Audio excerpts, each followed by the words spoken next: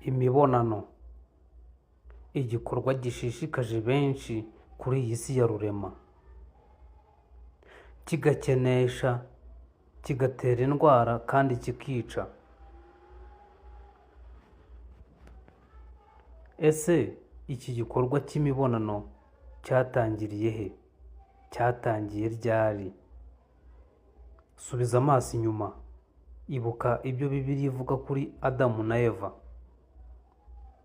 Yego, ni byiza nimba wabyibutse. Igikorwa cy'imibonano cyatangiriye kuri Adamu na Eva, kandi si rimwe si kabiri wumvishe umugabo yaguye ku mugore mu gihe cy'imibonano, kandi n'abagore ni uko.